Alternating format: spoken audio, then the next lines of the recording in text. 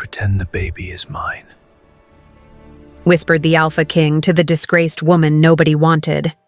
An original story by Maggie Reed. Prologue. They say she-wolves feel it when their destinies shift. Olivia felt nothing when she woke that morning, just the nausea of pregnancy and the crushing certainty that she'd choose, on that day, which kind of hell she'd inhabit for the coming years. The old man who'd buried 3 wives too young, or the young one whose fists spoke louder than his words. 2 doors, both leading to the same place, the slow disappearance of who she might have been. 4 months earlier, she'd believed in promises whispered in darkness. Now she carried proof of her foolishness beneath aching ribs, while her former pack watched her like a fascinating experiment. How small can an Omega shrink before she vanishes completely? The answer, she'd discover, waited in the hall. Ancient wood that had witnessed generations of judgment, light filtered through stained glass that turned faces into distorted masks, and at the center, 2 men who'd call it salvation when both knew it was just another word for property. Olivia touched her belly, that small hill of stubborn hope, and made a silent promise. She'd survive. Not for herself, she'd given up that illusion, but for the life that insisted on growing despite the world saying it shouldn't exist. She never imagined salvation would come with ice-green eyes and a voice that could melt winter. That rescue would taste like a dangerous bargain whispered in the space between courage and desperation. She never dreamed the most powerful king in all territories would walk into that hall searching for exactly her, the Omega who'd learned to be invisible. And she definitely didn't foresee the words that would transform pretense into destiny. Pretend the baby is mine. Chapter 1. Shame had a smell. Olivia discovered this when she entered the Great Hall and every conversation stopped. 100 pairs of eyes locked on her, 100 noses scenting the air, confirming what rumors had already spread. Pregnant Omega. No mating mark. No alpha. Disgraced. Her hands trembled as she gripped the small suitcase. Everything she owned now. 3 days ago, her family had thrown her out of the house they'd shared. Her mother had spat at her feet. Her father declared she was dead to them. And the alpha who'd gotten her pregnant vanished the moment she'd told him. Turned out he was married, using her for entertainment while his true mate visited another pack. Olivia. Alpha Marcus's voice cut through the silence. He sat in the elevated chair, leader of the Grey Mountain Pack, looking at her with barely disguised disgust. You know why you've been summoned? Yes, Alpha, she murmured, keeping her eyes down as expected of a shamed Omega. Then you know you can't stay. It wasn't a question. An unmated Omega carrying a bastard pup brings shame to the whole pack, disrupts the hierarchy, creates problems. Olivia bit her lip until she tasted blood. She wouldn't cry. Wouldn't give them that satisfaction. However, Marcus continued, we have laws. I can't simply cast you out to go rogue. So I'll give you a choice. He gestured, and 2 men approached. One was old, at least 60, with scars tearing through half his face. The other was young, but there was cruelty in his eyes that made Olivia's stomach turn. These alphas are willing to claim you. Give the bastard a name. Absorb your shame. Marcus's voice dripped contempt. Choose one, or leave now and take your chances in the wild lands. Terror iced through her veins. Olivia knew both men. The old one had buried 3 mates, all died young, broken. The young one was known for beating any Omega who dared cross him. Her voice failed. She tried again. Is there a third option? No. The word was final. Olivia looked at her belly, just beginning to show at 4 months. An innocent life that hadn't asked to be born into shame. She was about to choose the old man. At least he was already weak, might die soon, when the hall doors exploded open. The sound was so loud Olivia jumped. Everyone turned, and he walked in. Tall, impossibly tall, broad shoulders filling the doorframe, black formal clothes that screamed wealth and power. Dark hair pulled back, revealing a face of strong jaw and features that looked carved from stone. And those eyes. ice green, sweeping the hall like blades. Alpha King Darius, ruler of the Northern Territories, the most powerful wolf within 1,000 miles. And he was looking directly at Olivia. The air left her lungs. Because she knew him, not personally, but by reputation. Everyone knew. He was legend, relentless warrior, fair king but brutal with enemies. And he was here, in her pathetic pack. Why? Alpha Marcus. Darius's voice was low but carried effortlessly. Am I interrupting something? Marcus had risen, bowing with forced respect for someone more powerful. King Darius, what an unexpected honor. We're just handling internal matters. Internal matters? Darius's eyes slid to Olivia, then back to Marcus.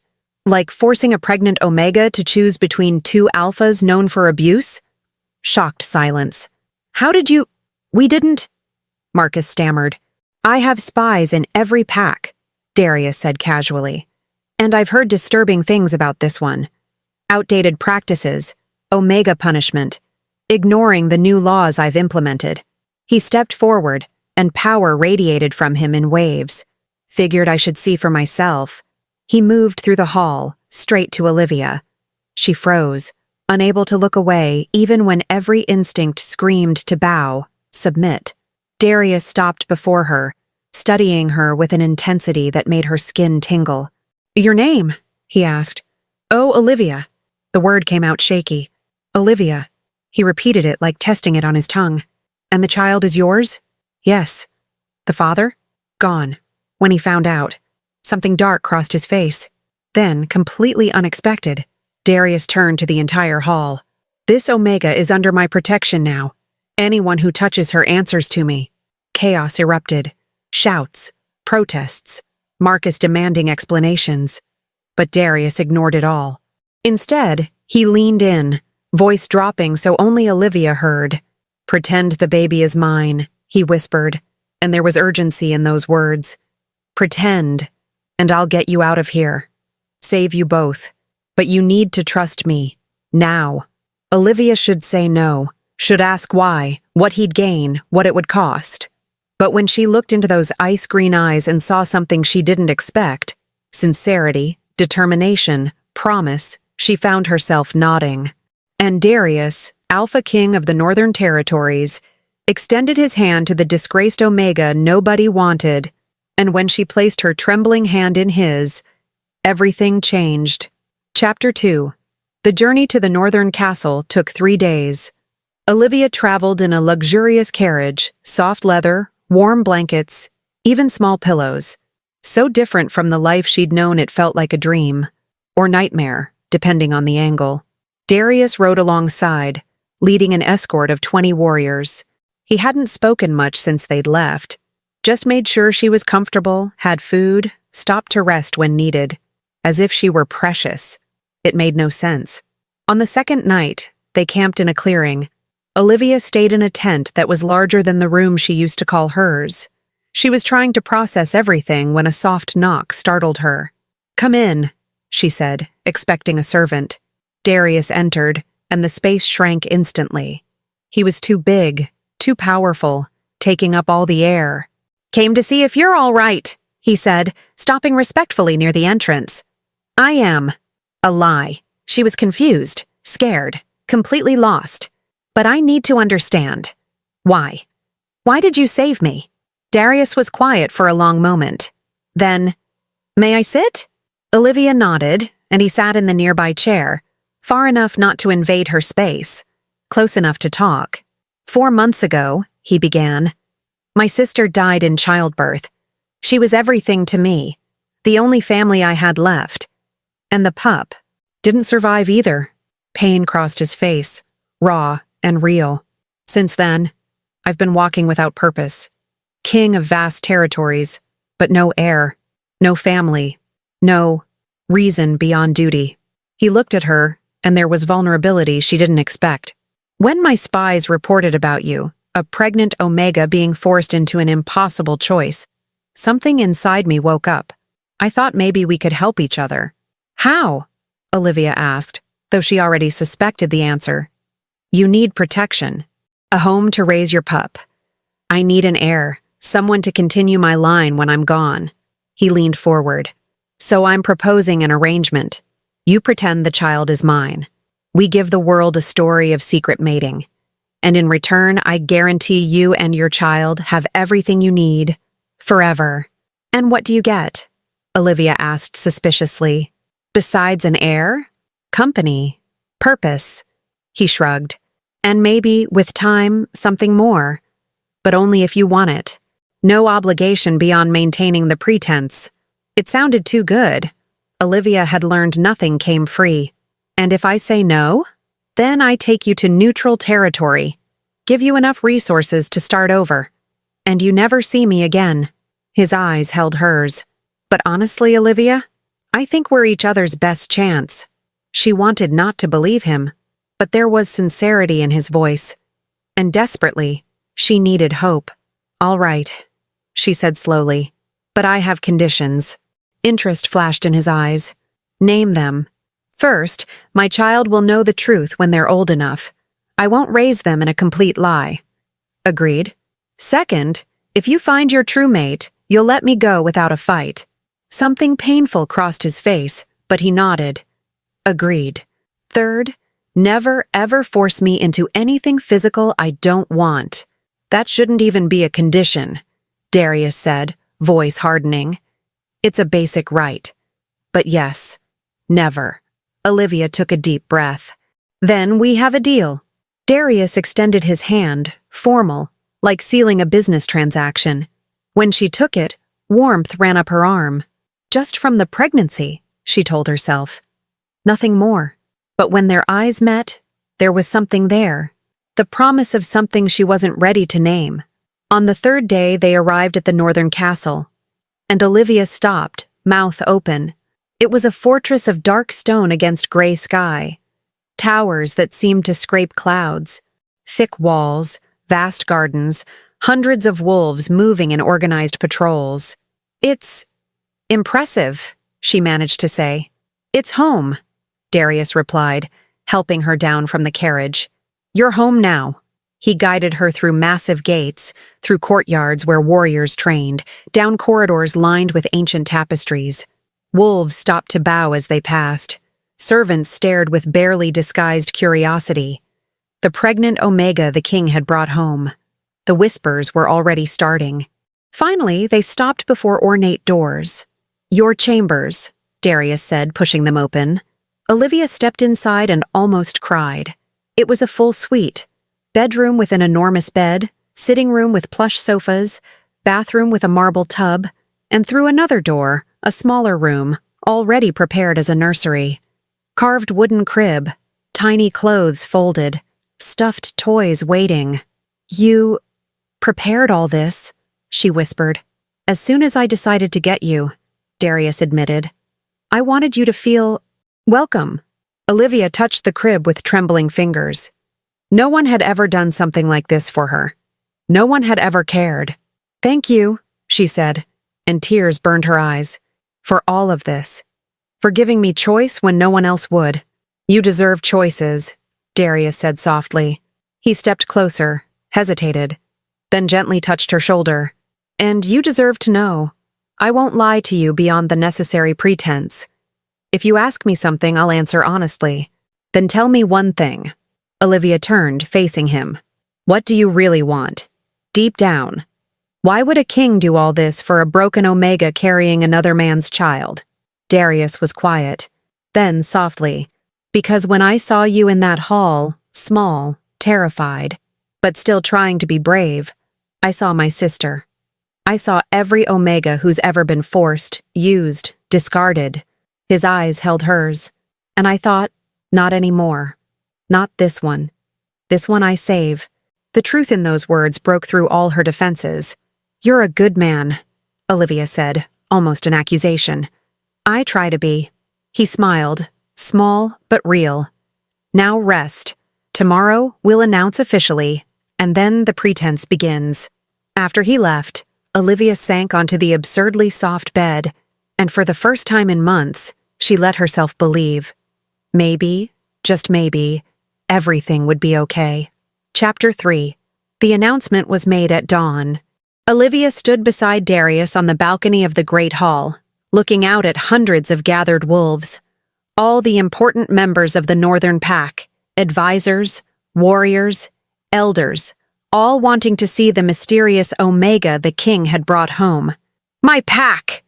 Darius's voice thundered, needing no amplification. "Today I announce something I've kept private too long. 6 months ago, during a trip to the Grey Mountains, I met my true mate." Murmurs exploded. Darius raised his hand, and silence fell. "Olivia," he continued, and the way he said her name, with tenderness forged but convincing, made something twist in her chest. "We mated in secret, respecting her desire for privacy while she processed the loss of her family. A smooth lie, but necessary. And now she carries my heir, my pup." Darius turned, looking at her with intensity that seemed too real. "And I ask that you welcome her as your queen." Applause echoed. Not everyone. Some faces remained skeptical. But enough. Afterward, a woman approached. Middle-aged, warriors bearing, a scar crossing her forehead. "Your Majesty," she bowed. "I'm Hannah, commander of the Royal Guard. If I may be frank?" "Always," Darius said. Hannah looked at Olivia. "No one saw you together before. No sign of mating or courtship. This will raise questions." "Let them raise them," Darius responded firmly. "Olivia is my mate. That's all that matters." But Hannah was right. In the following weeks, the whispers grew. Olivia heard them as she walked through the gardens. Servants speculating if the pup was really his. Nobles questioning why there was no visible mating mark. Some even suggesting she'd used magic or tricks to trap the king. It was one afternoon, when she was in the nursery organizing baby clothes, that the tension finally caught up with her. "It's not working," she said when Darius came in to check on her. "They don't believe it. They think I'm a con artist. Then we make it look more real." He approached, stopping close enough that she could feel heat radiating from him. "Olivia, there's something called a temporary mark. It's an ancient ritual that simulates a mating mark for a limited time." "Simulates?" she repeated. "Creates a physical mark on the neck. Looks real, smells real. But it's not a true bond, just magical illusion. Lasts up to 6 months." He gently touched the base of her neck, where a mark would be placed. "If we do this, no one will question it. They'll see physical proof. And by the time the baby's born, we'll have spent enough time together that the story will seem natural." Olivia hesitated. "And after 6 months? We renew it. Or," he paused, "or we make it real. If we both want to." There was an unasked question in his eyes. "Possibility." "All right," Olivia agreed. "Do the temporary mark." The ritual happened that night, in a private chamber. An elder performed it, mixing herbs, chanting words in a language Olivia didn't recognize. Darius knelt before her, eyes steady on hers as the elder pressed hands to both their necks. Heat exploded. Not painful, but intense, like gentle flame burning beneath skin. When it finished, Olivia touched her neck and felt it. A slightly raised mark. When she looked in the nearby mirror, she saw it. A silver symbol that looked like a stylized wolf. Darius's mark, proclaiming her as his. "How does it feel?" he asked. "Strange, like I can feel you." She looked at him, confused. "Is that normal?" The temporary mark creates a light connection, not a true bond, but an echo of one. "You'll feel my strong emotions, and I'll feel yours." He touched his own neck, where the mark mirrored hers. "It's to make the illusion convincing." "So I can feel what you're feeling now?" Olivia asked. "Maybe." "What do you sense?" She closed her eyes, focusing, and there, like a distant murmur, she felt something. Concern, tenderness, and beneath that, something deeper. Loneliness. "You're lonely," she whispered. "Even surrounded by hundreds, you feel alone." Surprise crossed his face. "You really can feel it." "And you?" she challenged. "What do you feel from me?" Darius was quiet. Then, fear. Always fear. But also, hope. Small, fragile, like a flame you're trying to protect from the wind. Tears burned in her eyes, because he was right. Absolutely right. This is intimacy I didn't expect, she admitted. We can block it. With practice, you learn to raise mental walls. But there was hesitation in his voice. Unless you'd prefer not to? Olivia thought about it. Forced intimacy should scare her. But somehow, knowing he could feel her truth, and she could feel his, was comforting. Leave it as is. For now, she decided. Relief crossed his face. All right. In the following weeks, something changed. The mark did its job. No one questioned publicly anymore. But the connection it created meant Olivia and Darius spent more time together. Because when they were apart too long, they felt the absence through the bond. They dined together every night, walked through the gardens. He told stories about growing up as prince, then king. She told him about her childhood of struggle, dreams she never thought she'd realize. And slowly, the pretense started to feel less fake. It was one night, when Olivia was 5 months along, belly now undeniably visible, that everything changed. Sharp pain lanced through her abdomen. She gasped, doubling over. Olivia? Darius was beside her instantly. They were having dinner, and he'd felt her pain through the mark. What's wrong? I don't know. It hurts. Another wave, worse. She moaned. Darius lifted her, gentle but firm, and practically ran through the corridors to the infirmary, shouting for healers, demanding immediate help. Olivia was placed on a bed. Hands examined her belly. Faces frowned with concern. The baby, she whispered, absolute terror flooding her. Please, save my baby. We'll try, the head healer said. But you need to stay calm, Your Majesty. Stress makes it worse. Darius held her hand, and through the mark, Olivia felt him deliberately pushing calm toward her. Strength. Silent promise that everything would be okay. Hours dragged by. Pain. Fear. Uncertainty. But finally, the healer smiled. The child is fine. It was false labor, common at this stage. But both of you are healthy. Olivia collapsed in tears. Relief so intense she couldn't contain it. And Darius, still holding her hand, pressed his forehead to hers. You're okay, he murmured. You're both okay. I promise I'll protect you, no matter what. And for the first time, Olivia realized he wasn't pretending anymore. Neither was she. Chapter 4. The 6th month arrived with winter. Snow blanketed the castle, transforming the gardens into a fairy tale landscape. Olivia was larger now, moving more slowly, but happy in a way she'd never imagined possible. Darius was always nearby, not suffocating, but present, making sure she ate well, rested enough, had everything she needed, and the connection between them, through the temporary mark, had deepened. Now they shared not just strong emotions, but occasional thoughts. Nothing invasive, just closeness. He's kicking, Olivia said one night as they sat close to the fireplace in her chambers. She took Darius's hand, placing it on her belly. Immediately, a strong kick against his palm. Wonder lit up Darius's face. Strong, going to be a warrior. Or a warrior woman, Olivia corrected with a smile. Or a warrior woman, he agreed. Then softer, have you chosen a name yet? Olivia hesitated. I wanted your input, since he, or she, will carry your last name. Something complex crossed his face. Olivia, we need to talk about this. Tension tightened her chest. About what? About when the pretense ends. He turned completely to face her. The temporary mark lasts 6 months. 4 have passed. In 2 months it'll fade. And then, we need to decide. Decide what exactly? Whether we renew it? Whether we make it real? Or whether... He stopped, pain flashing in his eyes. Or whether you want to leave. As originally agreed. Olivia didn't know what to say. Because in recent weeks, she'd started forgetting this was all an arrangement. Started imagining staying. Raising the baby here.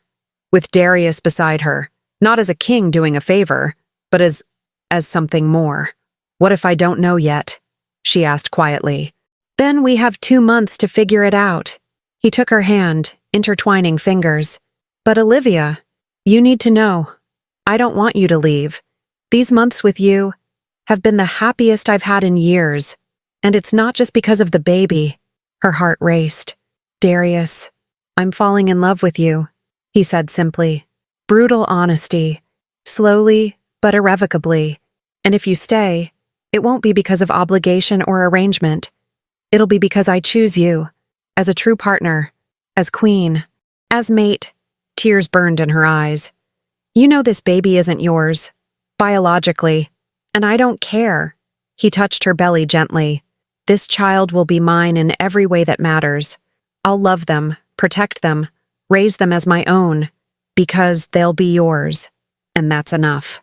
Olivia couldn't breathe. Because he was offering everything she'd always wanted. Family. Home. True love. But fear still held her back. What if it goes wrong? She whispered. What if you realize you made a mistake? That you deserve more than a disgraced Omega with another man's child? Impossible. Darius leaned in, forehead touching hers.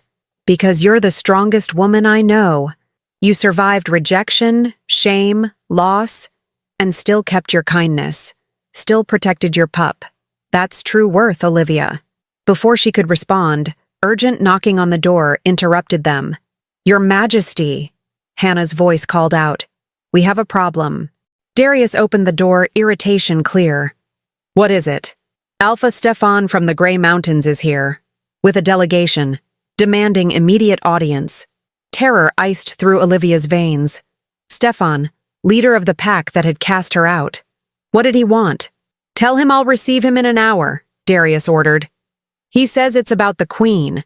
About the legitimacy of the child. The air chilled. Power emanated from Darius in dangerous waves. Then I'll receive him now. He looked at Olivia. Stay here. Locked. Until I return. No. Olivia stood. Difficult. Awkward with the belly, but firm. If it's about me, I have a right to be there. Conflict crossed his face. But finally he nodded. All right, but behind me. Always. The great hall was tense when they entered. Stefan was there, a burly alpha with graying beard and cruel eyes. And behind him, a dozen wolves from his pack. King Darius, Stefan said, bowing only minimally. Thank you for receiving me. Get to the point, Darius cut in. Why are you here? About a delicate matter. Stefan looked at Olivia, and there was malice in his gaze. About your supposed queen. You see, my pack remembers her well. Disgraced Omega, pregnant with a bastard. And suddenly she's here, carrying the royal heir? Murmurs ran through the room. Other nobles and advisors present, now hearing open accusation. Careful, Darius warned, voice low. Dangerous. But Stefan continued. I demand a paternity test. An ancient blood ritual can confirm if the child truly carries your lineage. And if it doesn't, he smiled, showing teeth. Then this charade ends. And Olivia returns to face justice for deceiving a king. Absolute panic flooded Olivia. Because a blood test would reveal the truth, would prove the baby wasn't Darius's, and then everything would crumble. Chapter 5. Heavy silence fell in the hall. Olivia felt her legs weaken. Through the mark, she felt Darius's explosive rage, so intense it nearly knocked her down. You dare, Darius growled, advancing on Stefan. Come into my castle and question my word. Stefan backed up but held his stance. I'm not questioning you, Your Majesty. Just clarifying doubts that others have. Why not do the test? If the child is yours, it proves it to everyone. If not, he shrugged. Better to know now. Murmurs of agreement. Some nobles nodding. Darius turned, looking around. Does anyone else question my word? Silence, but gazes that wouldn't meet his. Fine, Darius said coldly. If you need proof, I'll give it. Olivia? He extended his hand. Come. She hesitated, because taking the test would be disaster, but refusing would look like guilt. With shaky legs, she walked to him, took his hand, and through the mark, she felt him push a thought. Trust me. The elder was called, the same one who'd performed the temporary mark ritual. He brought a silver bowl, small knife, dried herbs. The true lineage test, he explained to the audience. Mother's blood, supposed father's blood, mixed over the womb. If the child carries the lineage, the blood will glow gold. If not, it remains red. Simple, definitive, impossible to fake. Olivia was trembling when the elder approached. Darius was beside her, face a mask of calm. But through the mark, she felt the turmoil, rage, fear, fierce determination. The elder took Olivia's hand, cut the tip of her finger. Blood dripped into the bowl. Then he turned to Darius, doing the same. He mixed the bloods with the herbs, murmuring an incantation, then gestured for Olivia to expose her belly. With trembling hands, she lifted her dress just enough. The elder placed the blood mixture on her skin, directly over where the baby rested, and everyone waited. Seconds dragged like hours. Olivia couldn't breathe. She was about to be exposed, humiliated before everyone, lose everything that... Golden light exploded from the blood mark, bright, undeniable, pulsing like a small sun against her skin. Gasps of shock echoed. Stefan backed up, face pale. "Impossible," he whispered. "I saw... She was pregnant before she met you. And you think you know my movements better than I do?" Darius cut in, voice ice. "Olivia and I met 8 months ago. Discreetly. Because she wanted privacy. The child is mine. The test proves it." He turned to the room. "Does anyone else question it?" Absolute silence. "Then I suggest," Darius continued, fury barely contained, "that everyone remember my mate is your queen. She carries my heir, and any disrespect to her is disrespect to me. Understood?" Hurried nods. Murmurs of agreement. Stefan, defeated, bowed.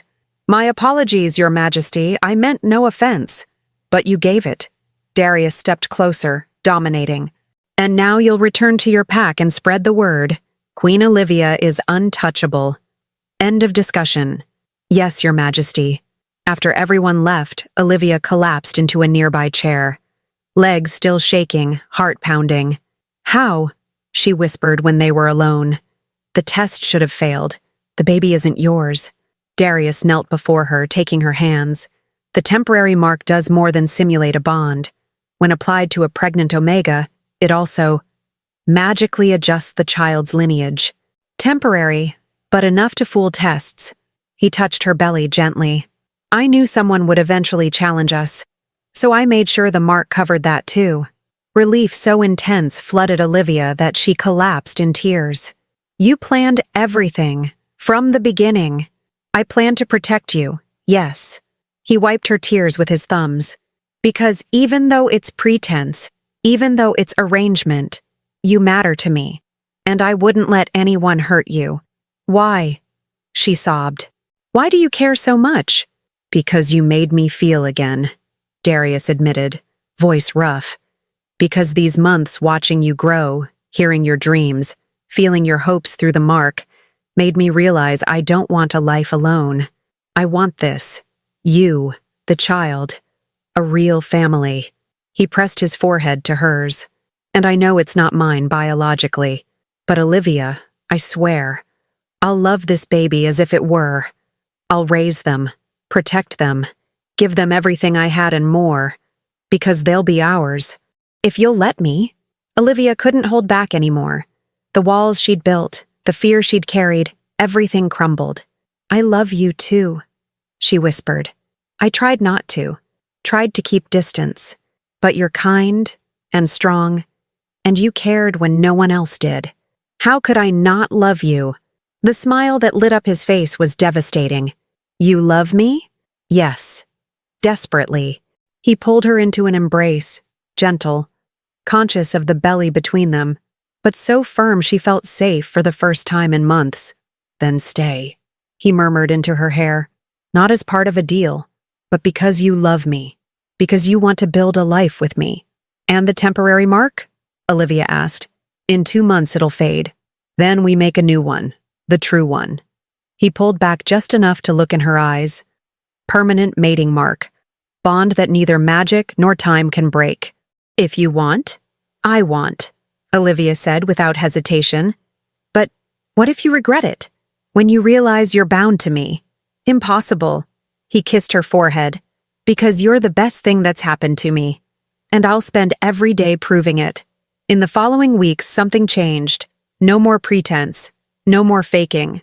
Darius courted her openly. Flowers every day. Romantic dinners. Moonlit walks where they talked for hours. And Olivia, for the first time, allowed herself to be happy. Completely. Without reservations.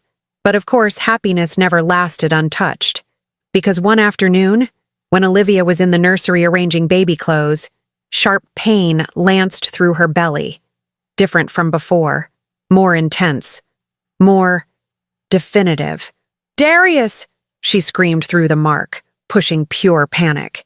He was there in seconds, apparently crossed half the castle at impossible speed, caught her before she fell. "Olivia? What? The baby. It's coming. Now." His eyes widened. "But there's still 3 weeks." "Doesn't matter." Another contraction, so strong she screamed. "It's coming!" Chaos echoed. Healers were summoned. Olivia was carried to her chambers, placed on the bed. And it began. Hours of pain, sweat, absolute fear that something was wrong, that it was too early, that the baby wouldn't survive.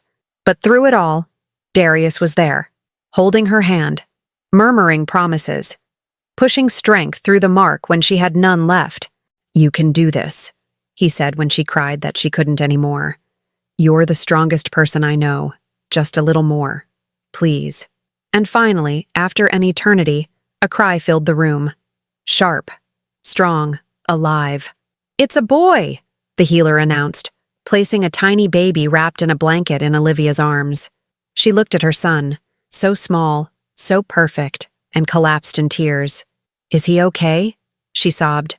"Will he survive?" "He's strong. He'll be fine," the healer assured. "Just small from being premature, but healthy." Olivia looked at Darius, who was staring at the baby with absolute wonder. "Do you want to hold him?" she offered. With hands surprisingly gentle for someone so large, Darius took the baby. And when those tiny eyes opened, blue for now but clear, something crossed his face. Love. Pure, unconditional, absolutely devastating. "Hi, little one," Darius whispered. "Welcome to the family. Your daddy's here, and I promise, I'll protect you. Always." Tears ran down Olivia's face, because he hadn't said, "Your king," or "Your protector." He'd said daddy, and he meant every word. Chapter 6. The first days with the baby were a whirlwind. Olivia was exhausted, body aching from the ordeal, but incredibly happy. The boy, whom they'd named Elijah, a name they chose together, was perfect. Small, yes, but strong. Ate well, cried with healthy lungs, watched the world with intense curiosity. And Darius was completely smitten. The fierce king, relentless warrior, melted completely when holding the baby. Woke in the middle of the night when Elijah cried. Helped change him. Sang lullabies with a surprisingly soft voice. "You're a natural father," Olivia said one morning while watching Darius rock Elijah to sleep. "I'm learning," he replied, not taking his eyes off the baby. "And he makes it easy. Look at him, Olivia. He's perfect." Yes, but something was troubling Olivia. Darius, the temporary mark. "How much time is left?" He looked up, something darkening in his face. 2 weeks. "And then?" "Then we renew it with the true one, if you still want to." "If I want to?" Olivia repeated. "You think I'd change my mind?" "Not me." He placed Elijah gently in the crib, then turned completely to her. "But you've been through so much. Premature birth, recovery, adjusting to motherhood. I don't want to pressure you into such a big decision when you're vulnerable." Olivia stood, still sore but capable, and walked to him. She took his face in her hands. "Darius, listen to me clearly. I love you, and I want the true mark. I want to be your mate in every sense. I want to build a life, family, everything with you." She smiled. "I haven't changed my mind. I won't."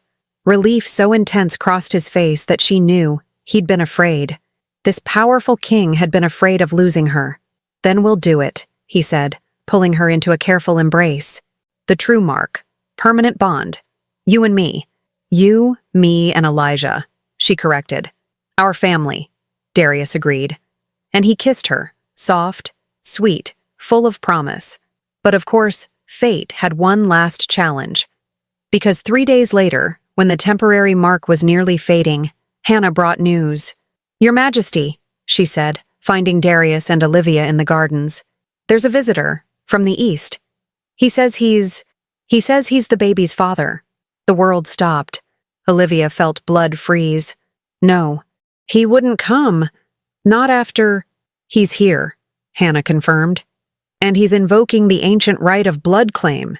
Says that as biological father, he has legal right to see the child. Darius was already moving. Where is he? Main hall, with 2 guards. Stay with Elijah, Darius ordered Olivia. Don't leave him alone. Understood? Darius. Promise. I promise. He kissed her quickly, then disappeared, Hannah running after. Olivia returned to her chambers, heart pounding. She picked up Elijah, sleeping peacefully, and held him against her chest. No one's taking you, she whispered. No one. In the hall, Darius faced the man who dared show up. Short, thin, eyes that avoided direct contact, the coward who'd run when Olivia needed him. Theron, Darius said, voice ice. You've got nerve showing up here. I came for what's mine by right, Theron said, trying to sound firm but failing. The child, my bloodline. By ancient law, I have the right. By ancient law, Darius cut in. You abandoned Olivia when she was pregnant, refused to claim her, let her be shamed and cast out. You forfeited all rights. But blood doesn't lie. The child is mine. The child, Darius growled, power emanating from him in waves, is mine. I was there when he was born. Held him first. Promised to protect him. He carries my name, my protection, my family. He advanced, and Theron instinctively backed up. And you? You disappeared. Chose your official mate, leaving Olivia alone. Why come back now? Theron hesitated. Then, my mate can't have children. She's barren, and I need an heir. So I thought. Understanding and disgust crossed Darius. You want the child not out of love, but political necessity, to use as a tool. It's my right. You have no rights, Darius roared, and windows trembled with the power. Not over this child. Not over Olivia. Not over anything. He was on Theron in 2 steps, lifting him off the ground by his shirt. But you know what I'll do? I'll give you a choice. Leave now, voluntarily, and never come back. Or challenge me formally, and I'll destroy you so completely no one will remember your name. Choose. Theron was trembling. I'll leave. Good. Darius threw him back, and he stumbled. And if you ever dare return, or even think of that child as yours, remember, he has a king for a father now, and I protect what's mine. Theron fled. Afterward, Darius returned to Olivia, found her in the nursery, holding Elijah, silent tears running down her face. He's gone, Darius said softly. He won't be back. How do you know? Because I made the consequences very clear. He knelt before her. Olivia, listen to me. That man is not Elijah's father. A father is who stays, who loves, who protects, and that's me, always will be. But biologically, doesn't matter. He gently touched Elijah's cheek. This little one is my son, in my heart, in my soul, and no blood bond is stronger than that. Olivia nodded, tears still falling. I know that. Then let's make it official. Darius stood, extending his hand. The true mark, today, now. Let's not wait anymore. Now? Olivia blinked. But it's not prepared? Doesn't need preparation. I just need you, Elijah, and the elder. His eyes held hers. Marry me, today. Be my true mate, forever. How could she say no? Yes, Olivia whispered. Yes. The ceremony happened at sunset. Small, intimate. Just the elder, Hannah as witness, and Elijah sleeping in a nearby crib. Darius and Olivia stood facing each other, hands intertwined. The true mating mark, the elder announced. is a bond that transcends temporary magic. It's a promise of souls. Once made, it cannot be undone. Do you understand? We understand, they said in unison. Then speak your vows. Darius first. Olivia, I promise to protect you, love you, honor you. In every life, every world, every moment, you are my mate, my queen, my family. Tears already falling, Olivia said. Darius, I promise to trust you, love you, build a life with you. You gave me hope when I had none, love when I thought I didn't deserve it, and I promise to give it all back, always. The elder smiled, then placed hands on their necks, where the temporary marks still faded. He sang ancient words. Power flowed, palpable in the air. And then, burning, not painful, but intense, like purifying fire remaking the marks. When it finished, both touched their necks. The marks were different, deeper, more complex, glowing faintly even in dim light. Permanent. It is done, the elder declared. True mates, united forever. And when Darius pulled Olivia into a kiss, sweet, deep, full of unconditional love, she felt through the bond. Not just emotions now, but everything. His thoughts, his soul, his complete essence intertwined with hers. And it was perfect. Chapter 7. 3 months later, the castle had transformed. Elijah was bigger now, smarter, laughing when Darius made silly faces. The sound of his laughter filled corridors that had once been austere. And Olivia, as true queen, had found her purpose. It started small, talking to other Omegas in the castle, hearing their concerns, then expanded, visiting nearby villages, listening to stories of she-wolves who'd suffered like her, and she realized there were so many Omegas forced, discarded, shamed. I want to do something, she told Darius one night at dinner. I want to create a sanctuary, a place where disgraced or rejected Omegas can come, get protection, resources, training to start over. Pride warmed through the bond. It's a brilliant idea. You think? Wouldn't it be controversial? It will be, Darius agreed. Traditional alphas will hate it. They'll say I'm undermining the structure of society. He smiled. And I'll love every second of it, because they're wrong. And you're right. With his support, Olivia established the Crescent Moon Sanctuary. Started as a small building on the castle grounds. But it quickly grew. Omegas came, some pregnant, others with pups, all carrying stories of rejection. Olivia welcomed each one, offered hugs, resources, hope, and word spread. The queen who'd been like them, who understood, who cared. You're changing the world, Darius said one night as they watched Olivia work, counseling a young pregnant Omega, promising protection. I'm trying, she replied, because no one should go through what I went through. The shame, the fear, the feeling of being disposable. You were never disposable, Darius said firmly. You were precious. Always were. But not everything was easy.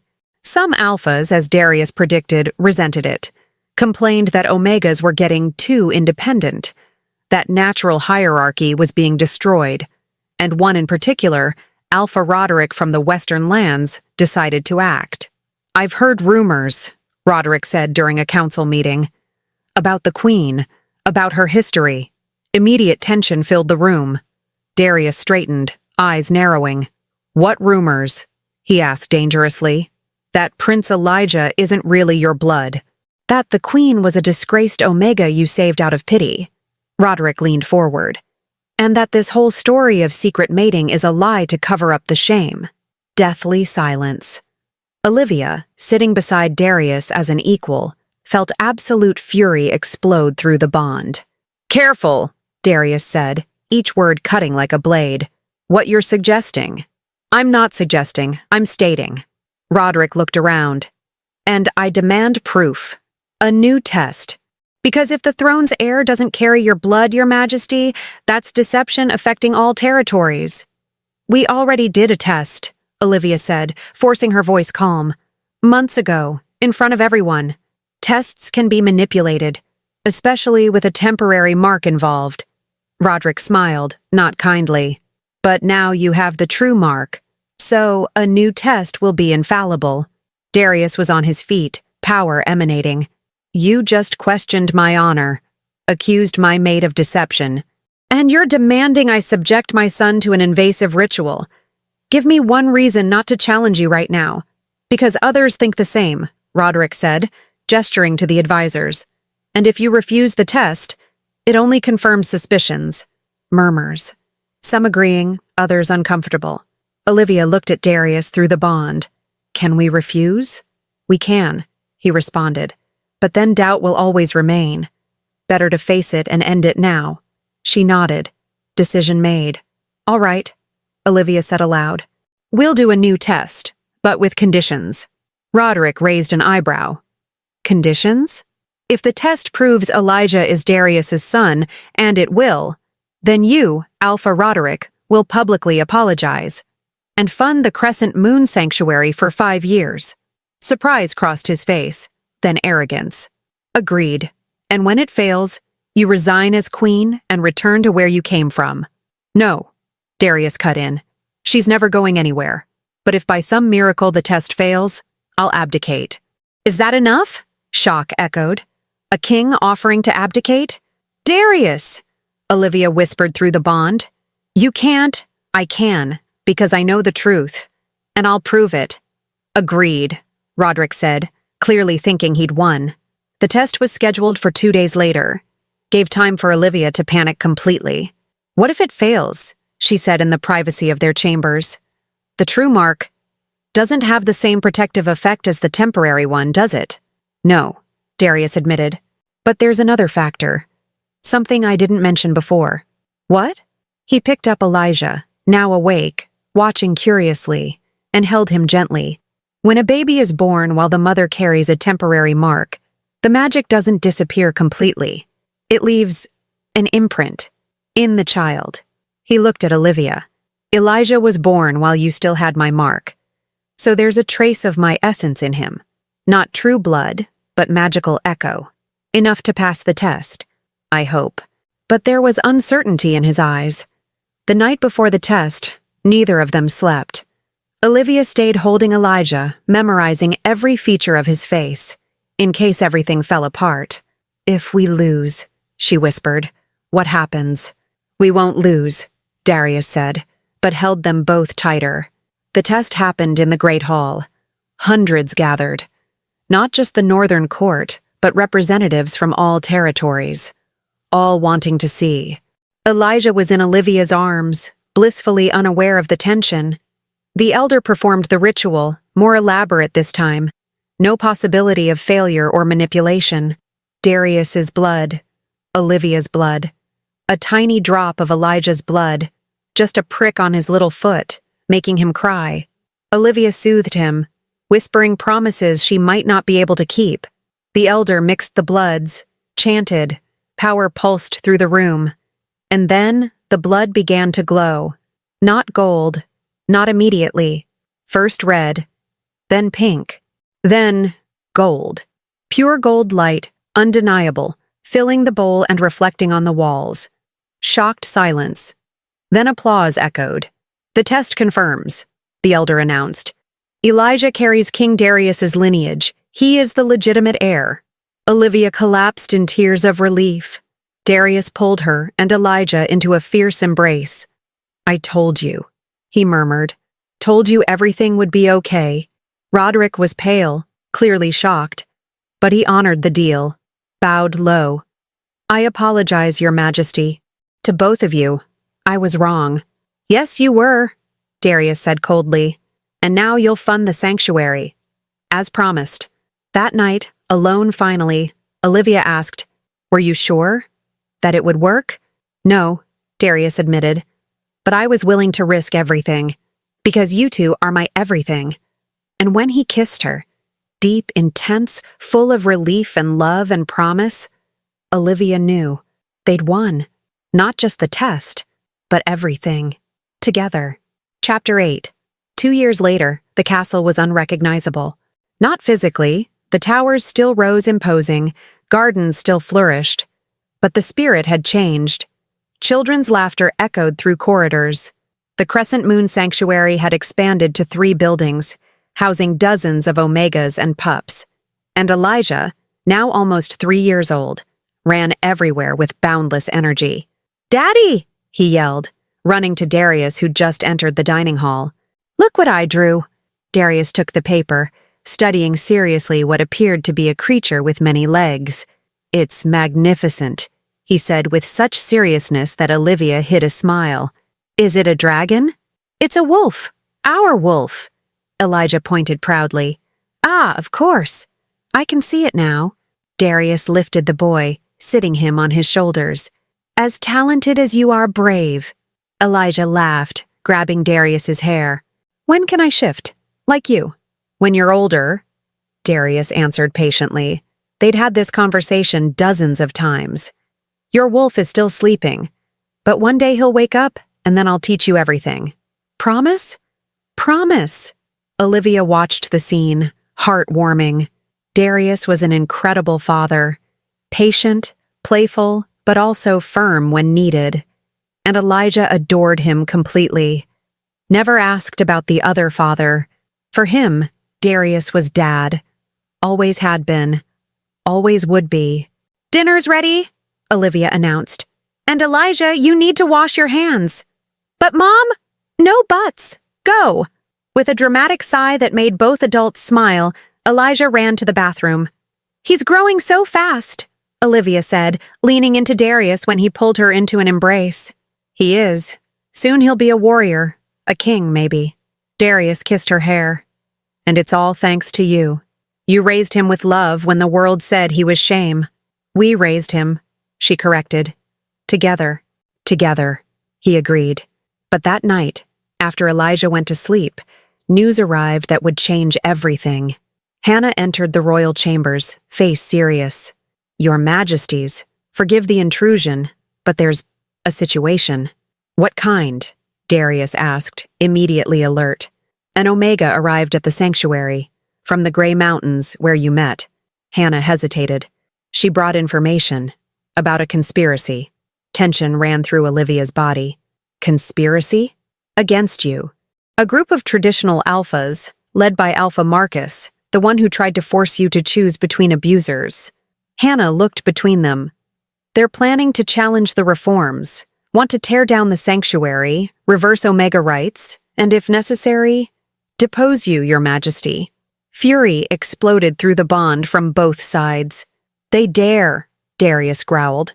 "After everything we've implemented, all the progress, they want to go back to the old ways," Hannah said. "Where Omegas were property. And you, Your Majesty," she looked at Olivia, "are the symbol of everything they hate. An Omega who became queen, who changed laws, who gave voice to the voiceless." "When are they planning to act?" Olivia asked, forcing calm. 2 weeks, during the gathering of territories when all alphas meet. They'll propose a vote of no confidence against the king. If they got enough votes, Darius would be forced to abdicate, or fight against half his own territories. "I won't let that happen," Darius said. "I'll go there, confront them, fight if necessary." "Not alone," Olivia said firmly. "I'm coming with you." "Olivia, don't argue. I'm queen. And if the conspiracy is about me, I have a right, no, an obligation to face them." Her eyes held his. Together, like always. Through the bond, she felt his conflict. Fear of putting her in danger.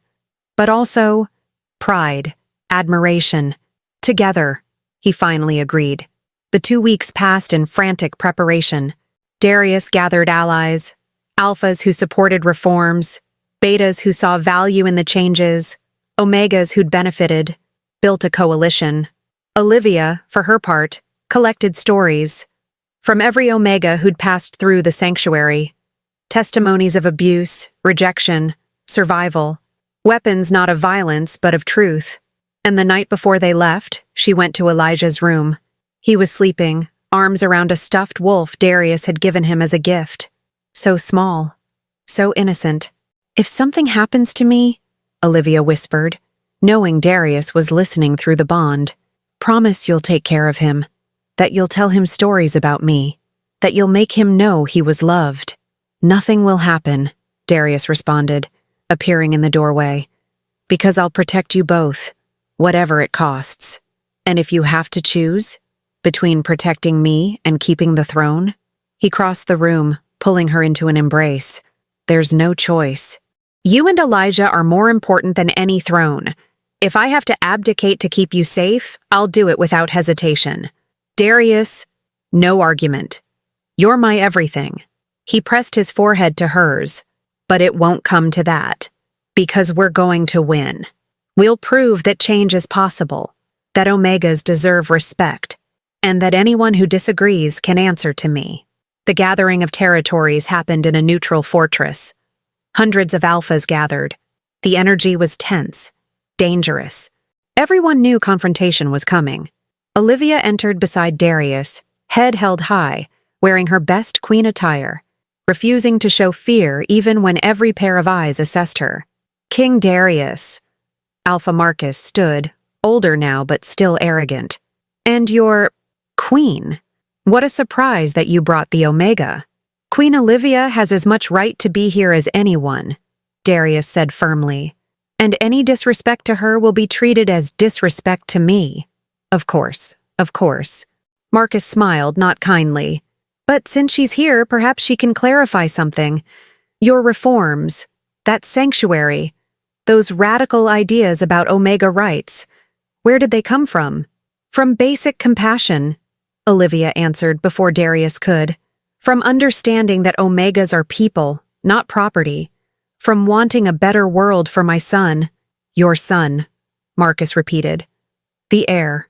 That so many still question. And so many have already seen proven, Darius cut in. Twice. Do you have a point, Marcus? Or do you just like wasting time? Marcus stood completely. My point is simple. I'm proposing a vote on whether King Darius is still fit to lead, whether his radical policies, influenced by an Omega who clearly manipulates him, serve the interests of the territories. Murmurs exploded, some supporting, others protesting. And if the vote fails, Darius asked dangerously, then you step aside, peacefully, and a new leader is chosen. Marcus looked around. Someone who will restore the natural order. Or, a new voice cut in, you could hear the truth before voting. Olivia turned and saw dozens of Omegas entering the hall, from all territories. Some she knew from the sanctuary, others she'd never seen, but all with determined expressions. What is this? Marcus demanded. These are our voices, one Omega said, young, pregnant, but firm.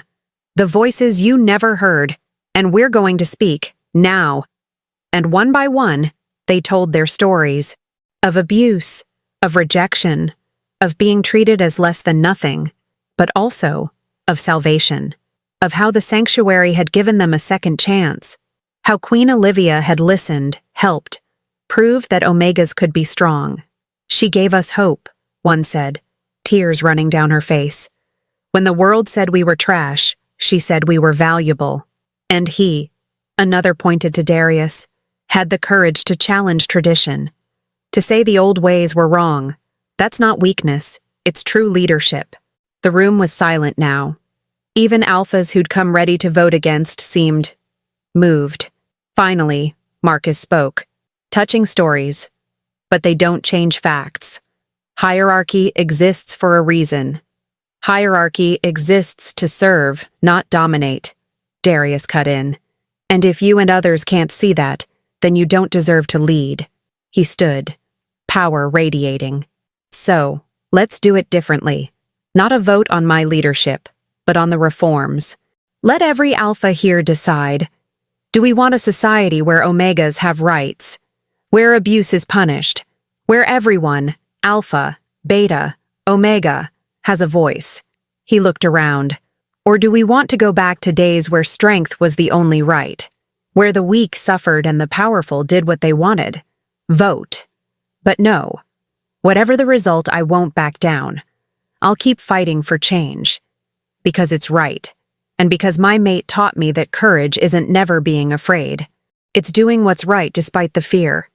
He extended his hand to Olivia, She took it, standing beside him. United. Equal. The vote was called.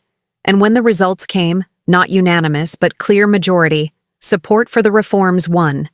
Marcus and some others left furious, but most stayed, accepted. Change had won. That night, alone finally in temporary quarters, Olivia collapsed. "I can't believe it worked," she whispered. "It worked because you were brave," Darius said, pulling her into an embrace. "Because you stood up when it would have been easier to hide." "We stood up," she corrected. "Together. Always together," he agreed. And when they kissed, deep, passionate, full of relief and love and promise, Olivia knew they'd change the world, and it was just the beginning. Chapter 9. 6 months after the gathering, real changes began to appear. New laws were implemented across all territories. Forced marriages officially banned. Omegas gained the right to refuse mating. Sanctuaries were opened in 5 different regions. It wasn't easy. There was resistance. Some alphas rebelled. But Darius was relentless, punishing abuses, rewarding those who adapted, and Olivia, as queen, became a symbol. The Omega who'd risen from nothing to change everything. "You're famous now," Darius joked one morning while reading reports. "She-wolves in distant territories are naming pups after you." Olivia blushed. "That's intense." "It's deserved." He pulled her onto his lap, a habit that had formed. "You gave hope to thousands. Of course they love you." "And you? Do you love me?" she teased, though she knew the answer through the bond. "More than yesterday. Less than tomorrow." The answer he always gave, and it always made her smile. Elijah ran in, now almost 4 years old. "Mom! Dad! Aunt Hannah said I'm starting training." "Training?" Olivia repeated, looking at Darius. "Just basics," he assured. "How to defend yourself. How to be strong. Nothing dangerous yet." "He's 3 years old." "Almost 4, Elijah corrected seriously. "And I'm gonna be a warrior, like Dad." Olivia sighed. Lost battle. "Fine, but no real weapons. Promise?" "Promise," Elijah shouted, then ran off again, probably to tell everyone. "He's so much like you," Olivia observed. "Confident, brave, stubborn. And he has your kindness," Darius added. "Yesterday I saw him sharing toys with a pup from the sanctuary, without anyone asking, just because it was right." Pride warmed Olivia's chest. "We're raising him well." "We are," Darius agreed. But that peace was shattered days later. Olivia was at the sanctuary talking to new arrivals when she felt something through the bond. Pain, sharp, terrible, coming from Darius. She ran, through gardens, corridors, until she found chaos in the training courtyard. Darius was on the ground, warriors around him, and Hannah applying pressure to a wound bleeding in his side. "What happened?"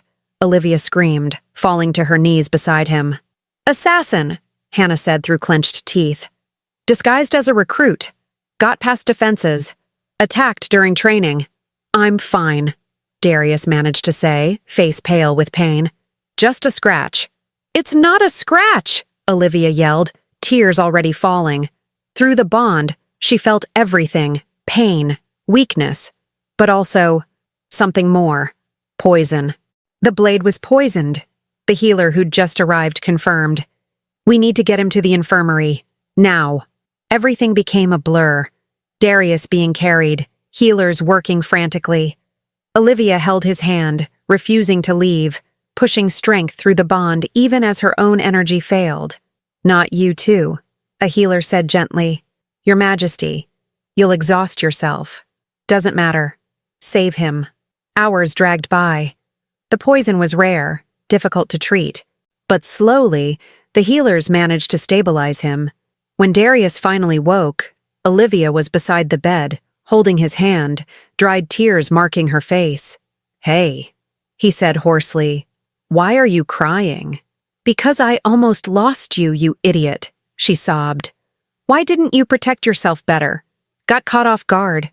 "It happens." He tried to smile, but it turned into a grimace of pain. "But I'm alive, thanks to the healers. And to you, I felt you holding me through the bond. I'll always hold you, Olivia said firmly. Always. I know. He brought her hand to his lips, kissing gently. Just like I'll always protect you. Who sent the assassin? She asked after a moment. We don't know yet, but Hannah's investigating. Anger flashed in his eyes. When I find out, I'll make them wish they were never born. It took 3 days. But they discovered Alpha Marcus, still bitter about losing at the gathering, had hired the assassin as a last attempt to reverse the changes. He's being brought to trial, Hannah informed, captured in his own lands. The trial was quick. Marcus confessed, arrogant to the end, insisting he'd done the right thing. Your reforms are destroying our society, he spat. Someone had to stop it. And someone will pay, Darius responded, still wounded but standing. Attempted assassination of the king. The penalty is death. Or exile, Olivia said quietly. Everyone turned to look at her. Exile? Marcus laughed bitterly. You, of all people, want to show mercy? Not mercy, justice. Olivia stood, moving to stand beside Darius. Death would make you a martyr, would give your followers a cause. But exile?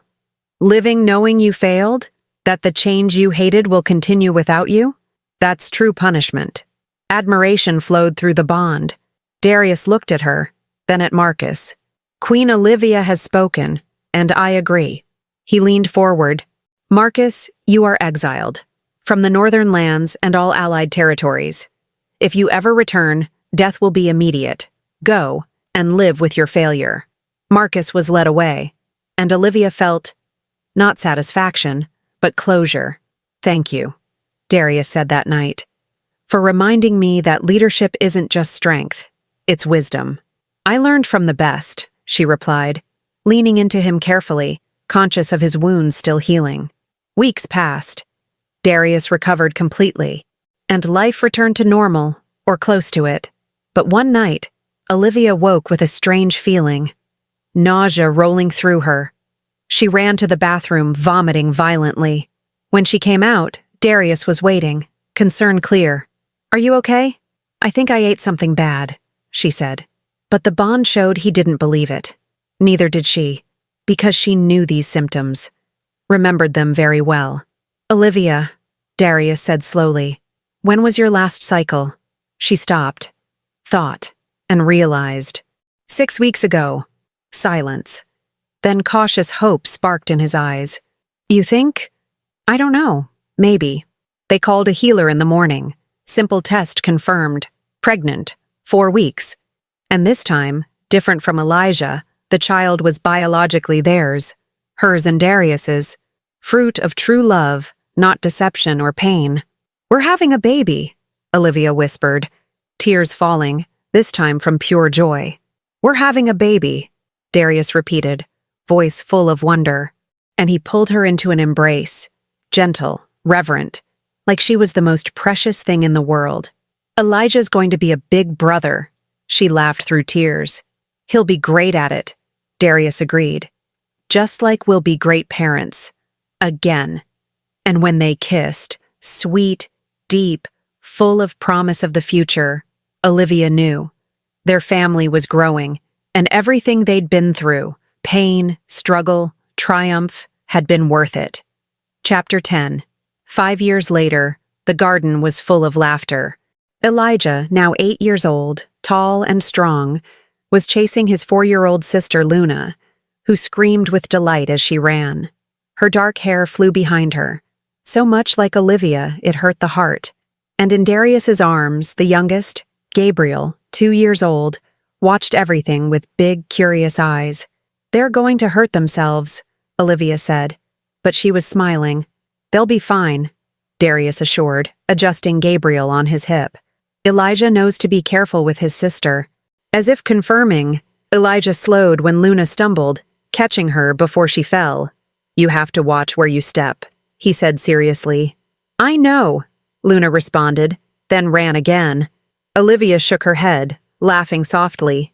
3 children. How did we end up with 3 children? Love, time, and you being irresistible, Darius teased, pulling her to his free side. Family. Real, complete, loud, and perfect. The Crescent Moon Sanctuary now had branches in 12 territories. Hundreds of Omegas had passed through its doors, finding refuge and new beginnings. The reforms Darius had implemented became law in almost every region. Resistance still existed, always would, but change was undeniable. Sometimes I still can't believe it, Olivia said quietly, that all this is real, that I won't wake up back in that hall, being forced to choose. Never again, Darius said firmly, that life is over. This is your reality, our reality. Gabriel started squirming, wanting down. Darius placed him on the ground, and immediately the boy ran, clumsy but determined after his older siblings. He's going to be fast, Darius observed with pride. Like his father, Olivia agreed. They stood in comfortable silence, watching their children play. Then Olivia asked something she'd been thinking about for a while. Darius, will we ever tell Elijah the complete truth? They'd decided years ago to wait until he was older, but older was approaching fast. Yes, Darius said after a moment. When he's 10, old enough to understand, young enough to process before adolescence. And if he hates me? For lying? Impossible.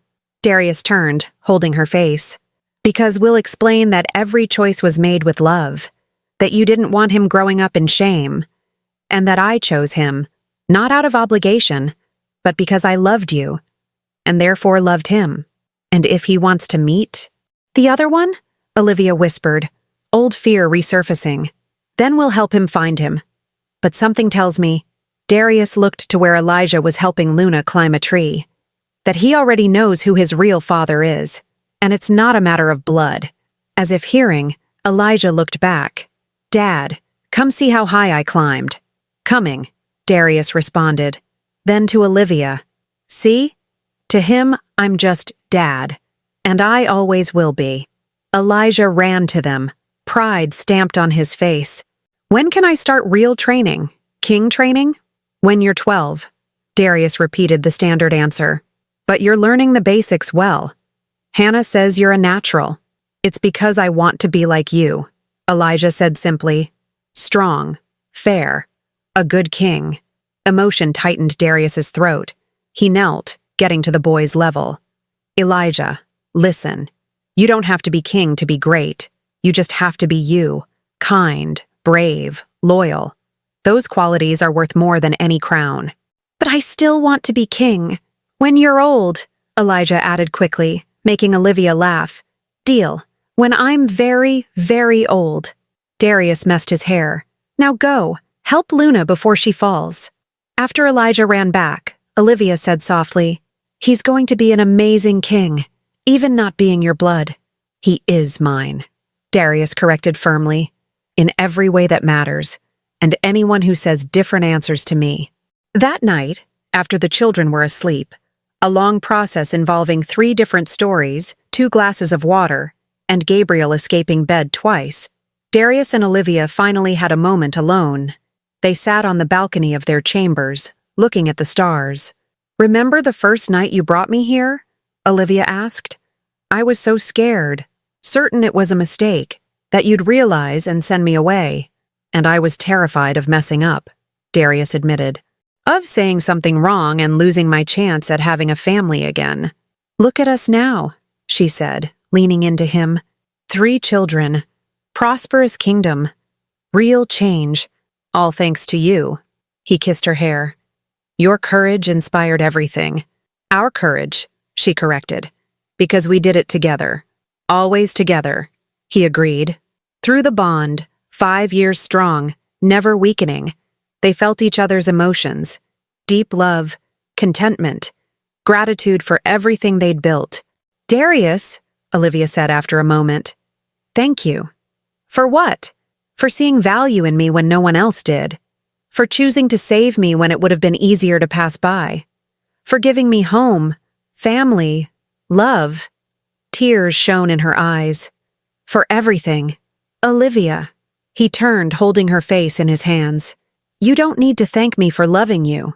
It's a privilege. An honor. The best thing I ever did. Even though it started as pretense. Especially because it started as pretense, he said. Because it proves that real destinies don't always come from fairy tales. Sometimes they come from hard choices, from courage to try, from two broken hearts finding healing together. He kissed her, slow, deep, familiar, but still causing shivers. I love you, he murmured against her lips. Today, tomorrow, forever, forever, she agreed. And as the moon rose over the castle, illuminating gardens where children slept safe, the sanctuary where omegas found hope, the kingdom where change flourished, Olivia knew. Her story had started with shame and desperation, but it would end with love and legacy. Because the Alpha King had said, "Pretend the baby is mine." And with time, pretense had become truth more real than any other. Chosen family, earned love, built future, together. And if you're listening to this story, know this. Everyone deserves a second chance. Everyone deserves love. And sometimes the person who saves us isn't who we expected. Comment. Which part touched your heart? Was it Olivia's initial shame? Darius's unexpected proposal? The moment pretense became real? Or the family they built together? And if you want more stories of werewolves, Alpha Kings who challenge tradition, Omegas who transform destiny, tell me. Because there are so many stories still to be told. The end.